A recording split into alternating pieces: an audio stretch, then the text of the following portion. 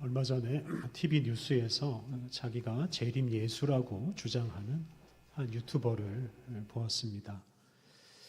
그 사람은 아주 특별한 재주를 부려서 자기 동영상을 시청하는 사람들을 미혹해서 돈을 많이 끌어모았습니다. 그 사람이 2년간 끌어모은 돈이 5, 60억이 된다고 합니다. 게다가 자기가 쓴 책까지 억지로 사게 해서 더 많은 돈을 모았습니다. 그렇게 모은 돈으로 자기와 그의 가족들이 함께 호화로운 생활을 하고 있었습니다. 그 뉴스를 보면서 이 마음이 참 답답했습니다. 재림 예수 노릇하는 그 사람도 한심하지만 또 그런 사람의 말을 듣고 돈을 갖다 바치는 사람들도 참 한심했습니다. 그리고 마음이 참 아팠습니다. 무엇보다 이런 현실을 만들어낸 우리 한국교회를 생각하면서 그런 마음이 들었습니다. 우리 한국교회는 기독교 이단의 온상이라고 불립니다. 세계에서 기독교 이단이 가장 많은 나라가 바로 우리나라입니다. 우리 한국교회에서 나온 이단과 자칭 재림 예수, 수를 셀 수가 없을 정도로 많습니다. 그리고 이런 이단과 자칭 재림 예수 때문에 수많은 사람들이 큰 피해를 보고 있습니다. 특히 신천지, 하나님의 교회, 통일교 같은 이런 이단은 아주 큰 세력을 형성하고 수십 년 동안 수많은 피해자를 만들어내고 있습니다. 그런데 이런 피해를 본 사람들은 대부분 일반 교회에서 신앙생활 하던 사람들입니다. 이단들이 자기 교파로 포섭하기 위해서 접근하는 대상 1순위가 바로 교회 다니는 사람들입니다. 교회 다니는 사람들에게 성경에 대한 호기심, 또 교회에 대한 불만을 부추기면서 접근하는 일이 참 많습니다. 그리고 많은 사람들이 그런 미혹에 넘어가서 이단에 빠집니다. 만약 기독교 신앙생활을 하지 않았더라면 이단에 빠지지 않을 사람들이 참 많습니다. 우리 한국교회가 이단에게 먹잇감을 제공한다고 많은 사람들이 말합니다. 이런 걸 생각하면 차라리 한국교회가 사라지는 게 더 낫지 않을까. 적어도 이단에 빠지는 사람은 감소할 것이다. 이런 말들을 많이 합니다. 요즘 교회에 관한 좋지 않은 소식이 하루도 빠지지 않고 들려오는 것 같습니다. 교인들끼리 갈라져서 싸우는 교회들 참 많습니다. 말썽을 피우는 목사들도 참 많습니다. 이런 현실 때문에 교회와 목사를 상대로 하는 전문 변호사들까지 등장했습니다. 최근 우리 교단 소속 교회 중에서 교단을 탈퇴하는 교회들이 자꾸 등장합니다. 주로 담임 목사가 주도해서 교단을 탈퇴합니다. 그 탈퇴하는 이유가 참 부끄럽습니다. 우리 교단 법에 따르면 목사는 70세까지만 심우할 수 있고 담임 목사직을 자녀나 사위나 며느리에게 물려줄 수가 없습니다. 그런데 담임 목사직의 정년이나 또는 세습 금지에 관한 규정이 없는 교단도 많습니다. 죽을 때까지 목회하고 세습도 하게 해주는 교단이 많이 있다는 뜻입니다. 그러다 보니 우리 교단을 탈퇴해서 다른 교단으로 가서 70 넘어서도 담임 목사 노릇하고 은퇴한 후에는 자녀에게 교회를 물려주는 일이 일어납니다. 소위 개척해서 성공했다는 목사들이 이런 일을 벌입니다. 교회나 목사가 이렇게 타락한 현실에서 앞서 말한 대로 많은 성도들이 이단에 빠져 방황하고 피해를 보고 있습니다. 그리고 이런 모습을 지켜보는 교회 밖 사람들은 교회를 더 불신하고 그것 때문에 복음 전도의 문이 더 굳게 닫히고 있습니다. 요즘 사람들 중에는 교회를 목사의 사업체로 보고 목사는 자영업자로 생각하는 사람들이 점점 많아집니다. 이런 현실에서 목사로서 또는 그리스도인으로서 사는 것이 한편으로는 참 부끄럽고 한편으로는 참 미안합니다. 오늘 봉독한 마태복음 5장에서 예수님은 우리 교회를 가리켜서 세상의 소금이요 세상의 빛이라고 선언하십니다. 그런데 교회가 과연 그러한가 하는 의문을 우리가 품지 않을 수 없습니다. 우리 한국교회의 현실에 대해 가슴 아파하면서 오늘 본문을 묵상해 보았습니다. 오늘 우리는 지난주에 이어서 예수님의 산상수훈 말씀을 봉독했습니다. 오늘 본문 13절에서 예수님은 너희는 세상의 소금이다 라고 하시고 14절에서는 너희는 세상의 빛이다 라고 말씀하셨습니다. 오늘 우리가 먼저 주목할 단어는 이 너희라는 단어입니다. 오늘 본문은 예수님께서 한 개인에게 하신 말씀이 아니고 이 너희에게, 다시 말하면 당신을 따르는 제자들에게, 또 장차 세워질 교회에게 또는 그리스도인 공동체에게 하신 말씀입니다. 예수님은 당신을 믿고 따르는 사람들로 구성된 공동체에게 너희는 세상의 소금이요 세상의 빛이다 라고 선언하셨습니다. 이렇게 개인이 아니라 우리 교회 공동체가 세상의 소금이고 세상의 빛이다 라는 사실이 중요합니다. 교회가 이 세상에 없어서는 안 되는 꼭 필요한 소중한 존재라는 사실을 우리가 우리의 마음에 꼭 새겨두어야 합니다. 교회는 없어도 되고 있어도 되는 그런 존재가 아니라 없으면 결코 안 되는 꼭 있어야 하는 소중한 존재입니다. 당시나 지금이나 소금은 그 음식물의 보존이나 사람의 건강을 위해서 꼭 필요한 것입니다. 이 때문에 이 신약 성경이 기록될 당시 소금은 개인이 함부로 사고 팔 수가 없었습니다. 국가가 직접 이 소금의 생산과 유통을 통제했습니다. 또 공무원과 군인들에게 소금으로 월급을 지급하기도 했습니다. 이 소금이 곧 돈 역할도 했습니다. 그러니까 소금이 없는 세상은 상상할 수가 없습니다. 빛이 없는 세상 역시 상상할 수가 없습니다. 빛이 없는 세상에는 생명체가 존재할 수도 없고 활동할 수도 없습니다. 이처럼 소금이나 빛이 없는 세상은 존재할 수 없는 것처럼 예수님께서 교회가 없는 세상도 존재할 수 없다라고 우리에게 말씀하십니다. 앞서 말씀드린 대로 많은 교회와 목사들이 말썽을 피우고 많은 신자들이 이단에 빠지고 있는 현실 때문에 차라리 교회가 사라졌으면 좋겠다고 말하는 사람들이 많습니다. 하지만 그 말은 틀린 말입니다. 예수님께서는 교회가 이 세상에 없어서는 안 되는 소중한 존재라고 말씀하십니다. 우리는 이 예수님의 말씀을 마음 깊이 새겨야 합니다. 일반적으로 교회를 하나님의 백성이요, 예수님의 몸이요, 성령의 전이라고 부릅니다. 교회는 하나님께서 선택하시고 불러 모으신 사람들로 구성된 하나님의 백성입니다.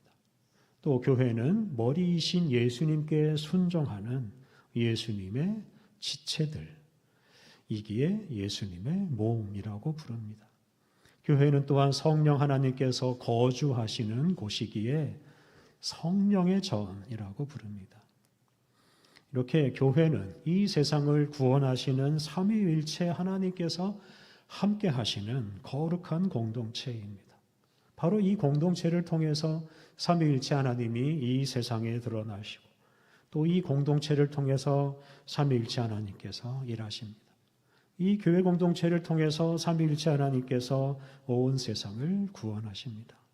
그러므로 우리 교회는 온 세상의 구원을 위해서 없어서는 안 되는 공동체입니다.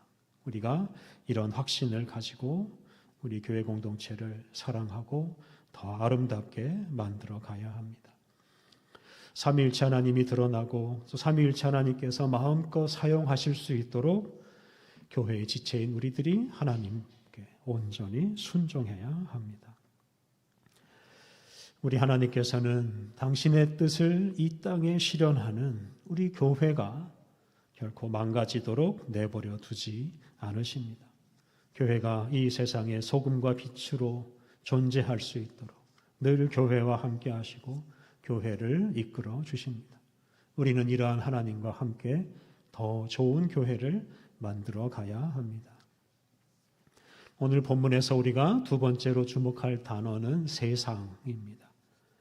예수님은 너희는 소금이라고 하지 않으시고 너희는 세상의 소금이라고 하셨습니다. 또 너희는 빛이다라고 하지 않으시고 너희는 세상의 빛이다라고 선언하셨습니다. 다른 말로 하면 예수님은 너희는 세상을 위한 또는 세상을 위해서 존재하는 소금이요 빛이라고 선언하셨습니다. 이 구절에서 우리는 세상과 교회의 관계를 알 수 있습니다. 교회가 세상을 위한 소금과 세상을 위한 빛이라는 것은 바로 이 교회가 세상을 위해서 존재한다는 뜻입니다. 그러니까 세상이 교회를 위해서 존재하는 게 아니라 교회가 세상을 위해서 봉사해야 한다는 뜻입니다. 교회는 세상을 위해서 자신을 녹여서 짠맛을 내야 합니다. 그렇게 함으로써 세상이 부패하지 않게 해야 합니다. 교회는 자신을 불태워서 어두운 세상에 빛을 비추어야 합니다. 그렇게 함으로써 세상에서 어두움을 몰아내야 합니다. 소금이나 빛 자체로는 아무런 의미가 없습니다. 오늘 본문에 나오는 대로 소금은 자신을 녹여서 세상에서 짠맛을 내야 합니다. 그렇지 않으면 쓸모가 없어져서 밖에 버려지고 사람들에게 밟힐 것이다 라고 하였습니다. 빛이 자신을 태워서 빛을 드러내지 않거나 바가지 같은 것으로 자신을 덮어서 빛이 드러나지 못하게 한다면 빛이라는 게 아무런 의미도 쓸모도 없습니다. 소금이나 빛은 모두 세상에서 그리고 세상을 위해서 자기를 녹이고 자기를 태워야 합니다. 그때 비로소 자신의 진가가 드러납니다. 이렇게 세상이 없는 교회 또는 세상을 위해서 봉사하지 않는 교회는 의미가 없습니다. 여러분, 세상이 먼저입니까? 교회가 먼저입니까? 당연히 세상이 먼저입니다. 세상이 먼저 생기고 그 다음에 교회가 생겼습니다. 교회가 더 중요합니까? 아니면 세상이 더 중요합니까? 당연히 세상이 더 중요합니다. 앞서 말씀드린 대로 교회는 세상을 위해서 존재합니다. 교회는 세상을 구원하시는 하나님의 도구이고 하나님의 수단입니다. 하나님께서 이 세상을 구원하시기 위해서 교회를 이 세상 속으로 보내시고 세우셨습니다. 우리는 이 순서를 잊지 않아야 합니다. 교회는 세상을 위해서 존재하고 세상을 위해서 봉사하고 세상을 위해서 자신을 내어주고 희생해야 합니다. 그래야만 하나님의 구원의 역사가 이 세상에서 계속 일어나고 실현될 수 있습니다. 교회가 단지 교인들만을 위하는 공동체가 되어서는 안 됩니다. 교회가 목사의 야망을 실현하고 재산을 늘리는 사업체가 되지 않아야 합니다. 교회가 타락하는 가장 큰 요인이 바로 세상보다 자기를 더 먼저 생각하고 자기를 위해서 세상을 이용하는 것입니다. 세상을 위해서 자신을 내어주지 않고 세상의 것을 가져다가 자신의 배를 채우고 자신을 치장하는 것입니다. 요즘 권력과 부를 누리고 심지어 그것을 과시하는 교회와 목사들이 많습니다. 근데 이렇게 세상보다 자신을 앞세우는 교회와 목사는 타락할 수밖에 없고, 그럼 타락한 교회는 세상의 소금과 빛이 될 수가 없습니다. 교회가 세상을 위해서 존재한다는 사실을 우리가 잊지 않고 세상을 위해서 자신을 희생하며 세상을 위해 봉사할 때 교회가 참으로 교회다운 교회가 될 수 있습니다. 다만 한 가지 주의할 것이 있습니다. 교회가 세상을 위해서 존재하는 근본적인 목적은 세상을 변화시키는 것입니다. 교회가 이 세상의 현재 상태를 유지하고 강화하는 것이 아니라 잘못된 세상의 질서를 무너뜨리고 새롭게 만들어 가야 합니다. 그러므로 교회가 세상의 종이 되거나 세상에 동화되지 않아야 합니다. 오늘 본문에서 교회를 세상의 소금이라고 한 것은 세상이 부패하였기 때문입니다. 교회를 세상의 빛이라고 한 것은 세상이 어둡기 때문입니다. 이 세상의 부패와 어둠을 몰아내는 것이 바로 교회의 사명입니다. 이 세상에 하나님의 뜻이 이루어지고 이 세상에 하나님의 나라가 이루어지게 하는 것이 바로 교회의 사명입니다. 그런 의미에서 교회는 세상을 위해서 봉사하기 위해서 세상과 차원이 다른 생활을 해야 합니다. 세상의 부패와 어둠을 몰아내는 거룩하고 빛나는 생활을 해야 합니다. 오늘 본문에서 우리가 세 번째로 주목할 것은 예수님께서 너희는 세상의 소금이 되어라 라고 하지 않으시고 너희는 세상의 소금이다 라고 하신 점입니다. 예수님은 또한 너희는 세상의 빛이 되어라 라고 하지 않으시고 너희는 세상의 빛이다 라고 선언하셨습니다. 교회 공동체인 우리 존재 자체가 세상의 소금이고 세상의 빛입니다. 이는 하나님께서 우리를 이 세상의 소금과 빛이 되게 하셨다는 뜻입니다. 하나님은 죄로 인해 더러움과 어두움에 빠져 살던 우리들을 예수님의 은혜로 구원해 주셨습니다. 죄로 인한 더러움과 어둠 속에서 건져내시고 거룩하고 영광스러운 사람이 되어서 거룩하고 영광스러운 인생을 살게 하셨습니다. 우리는 예수님의 은혜로 이 세상의 소금과 빛이 되었습니다. 그러므로 우리에게 주어진 과제는 예수님께서 베풀어 주신 이 은혜를 우리가 잘 받아서 세상의 소금으로서 세상의 빛으로서 사는 것입니다. 간단히 말하면 그리스도인답게 사는 것입니다. 그리스도인답게 살아가는 것이 부패하고 어두운 세상을 변화시키는 가장 좋은 길입니다. 그렇다면 그리스도인다운 삶은 어떤 것이겠습니까? 오늘 본문 16절이 이렇게 말합니다. 16절 말씀, 이같이 너희 빛이 사람 앞에 비치게 하여 그들로 너희 착한 행실을 보고 하늘에 계신 너희 아버지께 영광을 돌리게 하라. 예수님은 우리 빛을 사람들에게 비치게 하라고 하셨습니다. 그런데 예수님께서 말씀하시는 빛은 바로 착한 행실입니다. 예수님은 우리에게 착한 행실, 착하게 살라라고 말씀하십니다. 착하게 사는 것, 착한 행실, 그것이 바로 그리스도인답게 사는 것이고 세상의 소금, 세상의 빛으로 살아가는 것입니다. 그리스도인은 하나님 나라 백성으로서 세상 나라 규범보다 더 탁월하고 더 거룩한 하나님 나라 규범을 따라서 살아가야 합니다. 세상 나라의 기준보다 훨씬 더 탁월한 윤리적인 기준을 가지고 일반 사람들보다 훨씬 더 착하게 살아야 합니다. 예수님은 우리의 착한 행실을 보고 사람들이 아버지 하나님께 영광을 돌리게 하라고 하셨습니다. 우리 그리스도인들의 삶을 통해 다른 사람들이 하나님의 영광을 보아야 합니다. 우리가 세상의 소금과 세상의 빛으로 살아갈 때 우리의 삶이 하나님을 드러낼 수 있습니다. 오늘 본문 17절 이하에서 이에 대해서 더 구체적으로 말씀하십니다. 예수님은 여기서 유대인들의 삶의 지침이라고 할 수 있는 구약의 율법을 유대인보다 더 철저하게 지키라고 말씀하십니다. 20절에 결론적인 말씀이 나옵니다. 20절, 내가 너희에게 이르노니 너희 의가 서기관과 바리새인보다 더 낫지 못하면 결코 천국에 들어가지 못하리라.